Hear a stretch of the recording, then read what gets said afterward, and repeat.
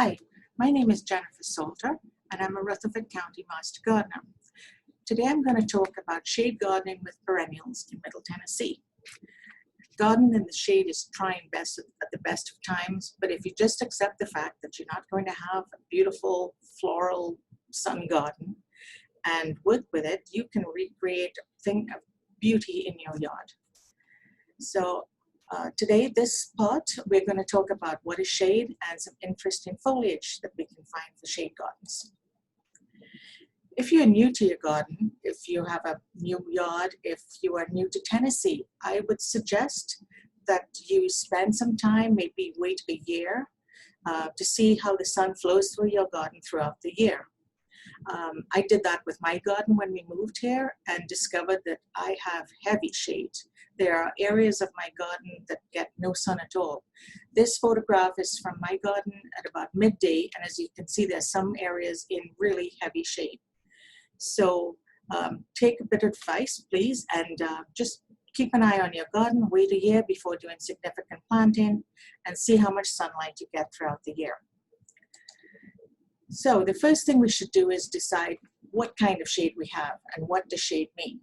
Well, full shade basically means, like I have here, that the shade lasts all day long. Very little direct sunlight hits the plant at any time during the day. And you may get some reflected light from walls or sunnier areas of your yard into the shaded area. However, there is no direct sunlight. This is typically less than 3 hours of sunlight a day would be described as full shade. These areas can be found under large trees or on the north side of structures. I have a wall on one side of my garden where it gets full shade all day. It's against the north side of the wall, and I do have quite a lot of plants growing there, so we will talk about that later. Partial shade. This is approximately 3 to 6 hours of direct sunlight a day. Partial shade is areas that are protected from the sun during the midday or afternoon hours when the sun is at its strongest. Some of partial shade can be described as dappled. That's sunlight that filters through the tree's canopy. And you can usually see that under trees. I have some Japanese maples and I have lots of dappled sunlight that comes through under those. So what we're going to do right now is talk about some plants for foliage. Then the next section after this would be talking about flowers that you can grow in the shade. And then the third section, we will cover ground cover and some other ideas that you can put into your garden to create items of beauty and interest. Okay, interest in foliage. I have several in my garden, and what I'm going to do today is mainly focus on things that I've grown and have had success with. So the first things I have are ferns, hostas, which we all know about, Heuchera and Heucherella, Tiarella, Epimedium, Italian arum, Bernera, toad lilies, and Solomon seal. So we will go through these and take a look at what plants can be put into shade for foliage. Ferns. I love ferns. They grow in heavy shade, and they are so many varieties that you can just go to town and have fun with them. First one is Autumn Brilliance. This is probably my favorite. It's an evergreen fern, so I have this of interest in my yard all year round. This is from my backyard. It's full shade. This spreads to 1 to 2 feet. Mine, I have fronds that are probably closer to 4 feet right now, and the spread is 1 to 2 feet. They will take full shade and can tolerate heavy shade. They can take up to wet soils, which is good because in a fully shaded area, it can stay quite damp, and they take very low maintenance. During the spring, as you can see, these fronds coming up, they're lovely in bronze color. And some, at first you think, oh, what's happening to my plant? And then you realize you have these beautiful fronds coming up that are this reddish bronze and give a lovely item of interest in your spring garden. The next fern is the Christmas fern. Again, this is an evergreen fern, and it is a native.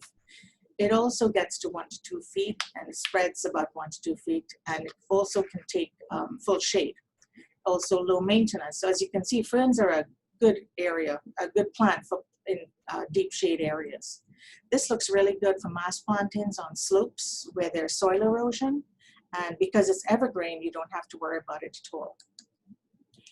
Japanese painted fern. This is a deciduous plant, so it will take full shade, but it will not give you any winter interest. It's also another low maintenance fern. It's a great addition to the garden because of the silvery colors, except you get some nice highlights in the garden. I keep mine in pots and I put them in with darker plants so that their silvery tints can shine through the dark in the shady area. Okay, we now move on to hostas, which are probably the plant that everyone knows that we can put in the shade. They're among some of the most popular shade perennials. There are hundreds of varieties available. Colors will range from dark greens, blue-greens, whites, neon yellows. Leaves can be solid, variegated, smooth, ruffled, cupped, or arched. And sizes range from giants at 4 feet tall to miniatures just a few inches in height. There is something for everybody out there. Just be aware that slugs do love hostas. So if you don't feel like providing a buffet for those little guys, look for more slug-resistant varieties. And a plus is that although hostas are prized for their foliage, they do flower at various times beginning in late spring. These are lily-like blooms from purple to white, and they bloom on a long plume-like stalk. When the flowers are finished blooming, cut the stalk back and the plant will keep its neat look and you can enjoy the foliage. So these are just a few that I have in my yard to give you an idea of the color and shape differences. Praying hands. This hosta is an upright mound of dark olive green rippled leaves, and they resemble praying hands, which gives it its name. They can grow 18 inches tall and it's perfect for a container. It blooms appear in the late summer, and in 2011, it was Hosta of the Year. The next one is the abiquate drinking gourd. This has dark blue-green seersuckered leaves which form a shape of a cup, and this cup can be as much as 3 inches deep. The plant itself grows to about 18 inches, and it has good slug tolerance. Bloom time is mid to late summer. Sage, that's a does very well here in Tennessee. It's large, 2 to 3 feet in height, and vase-shaped. It was the 2000 Hosta of the Year and can tolerate heavy shade and won't even mind being planted under a black walnut tree. The blooms are white tinged with lavender and show up July to August. Watch out for slugs on that one though. Next is the Hosta Loyalist. I love the clean lines of the Hosta Loyalist. It has an upright shape and will grow about 12 inches tall and spread about 26 inches. The leaves emerge as creamy yellow in the spring, and by summer they've changed to bright white. And it has pale lavender flowers in the midsummer. Guacamole is the next one. This was Hosta of the Year in 2002. It has apple green foliage with dark green margins. And to show its best, give it a little bit of morning sun. This is another large hosta. It grows 2 feet tall and 4 feet across with large white flowers in late summer. Island Breeze is a short hosta. This is 12 inches in height. The leaves have white green margins, dark green margins with a yellow center and red stems in the spring. The more shade this one gets, the more chartreuse the center of the leaves becomes. Neptune. Neptune is a large hosta growing about 2 feet tall with a 4-foot spread. The foliage is a heavily rippled blue-green, and it has pale lavender flowers in the summer. Given its shape, I've put mine into a pot, and it's doing really well there. Coast to Coast is another large hosta, 30 inches by 30 inches, and it's vase-shaped. The leaves are a gold chartreuse color, and they're heavily puckered or corrugated. And like guacamole, if you give this one some direct morning light, you'll get a good gold color. It has pale lavender flowers in the summertime. Hostas don't mind cold roots, actually, they like it. And so feel free to go ahead and put them in planters. Mix them up with ferns or creeping jenny or even annuals to bring out the colors. Potted hostas can also give height to your garden. And let's not forget the miniature hostas. There are plenty of these out there, and go ahead and mass plant them in a pot. it's a great way to get the kids involved in gardening, and perhaps you can create a fairy garden with these hostas. Miniatures come with some fun names like curly fries, school mouse, apple teeny, baby booties, blue mouse ears, and crumb cake. Now let's go on to some more of my favorites, Heuchera, Tiarella, and Heucherella. Heuchera is commonly known as coral bells, and it's a native to North America. It's also an evergreen perennial here in Tennessee, adding much color to winter landscape. Heuchera was crossed with Tiarella, or foam flower, to create what we knew as Heucherella, or foamy bells. There are a multitude of hybrids out there when it comes to Heuchera, with differences in blossom sizes, shapes, colors, and foliage types. You can find foliage that's purple, green, amber, brown, red, orange, or even a combination of several colors. Blooms show up in the spring with long stalks of white, green, pink, or red flowers that are shaped like bells, hence the common name, coral bells. Here are a few from my garden this spring. The first is tiramisu, which to my mind is one of the prettiest. This is the color even over winter. It looks beautiful in a garden that is so stark without other plants around. I love that neon color it shoots out there. The Georgia peach and butter rum, well, they look just about good enough to eat out there. These are some of the darker colors. The purple palace, that's so named because it was actually discovered at a palace in England. And with its light colored bells on top, between the dark and the light and the green behind, it really is a standout variety. Mahogany is a lovely rich brown, and silver gumdrop sparkles with the silvery tints against its pink flowers. The Heucherella plum cascade has more of a trailing rather than a mounding form. So this is a nice one to plant in masses, and you get a nice spread in your garden. Tiarella, or foam flower. These flowers look like bursting stars to me, and the foliage looks like deep green fingers spreading out into your garden. This is another lovely addition.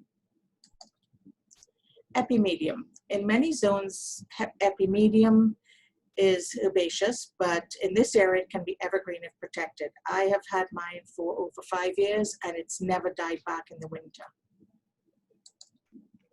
Here we go.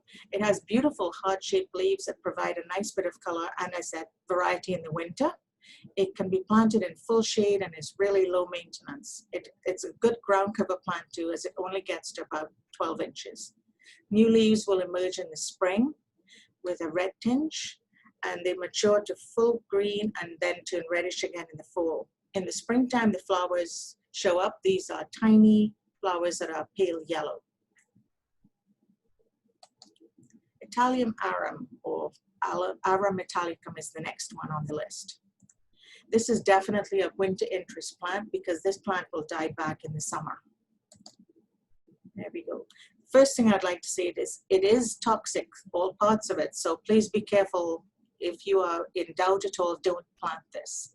And it can be invasive, although I have never seen mine spread. New leaves emerge in the fall, and it remains evergreen throughout the winter, dying back in the early summer.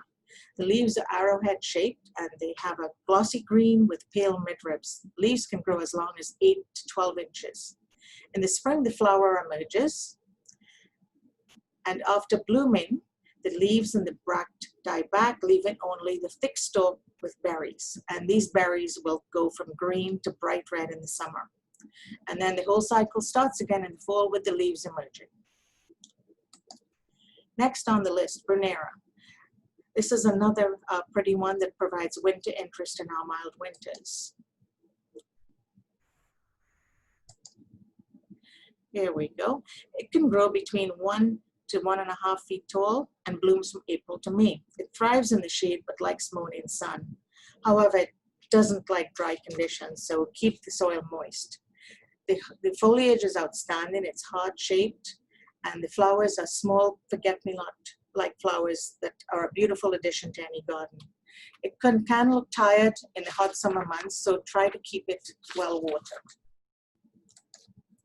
Next up is toad lily. Some of these names, the scientific names, I'm never sure how to pronounce them. So I try to learn my scientific names and call them that, as plants can change throughout the country. I think this one is Tricertis, but I'll call it toad lily for now. This is another herbaceous perennial. It grows between 2 to 3 feet high.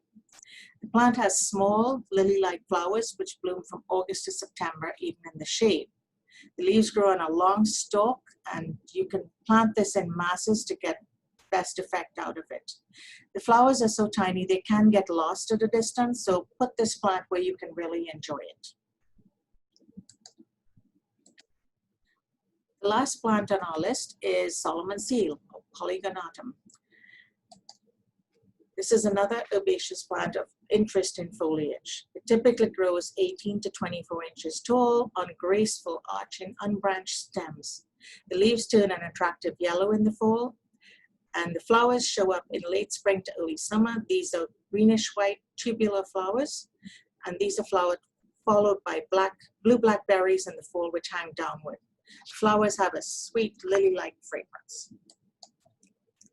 So that's the end of our foliage section. If you have any questions, please feel free to reach out to us. You can email us at mastergardeners.rc@gmail.com, or you can call the Rutherford County Extension Office at 615-898-7710. I've included some useful websites here for you as well. The MissouriBotanicalGarden.org has a great plant finder. University of Tennessee Institute of Agriculture has some great publications. This one is The Benefits of Native Plants. And also the Tennessee State Parks publication is also native plants. If you're in doubt as to whether a plant is invasive, if you want to put something in your garden, please check the Tennessee Invasive Plant Council website before purchasing it. And that's about it for this section. So stay tuned for our next section, which will be flowering plants for the shade garden. Thank you.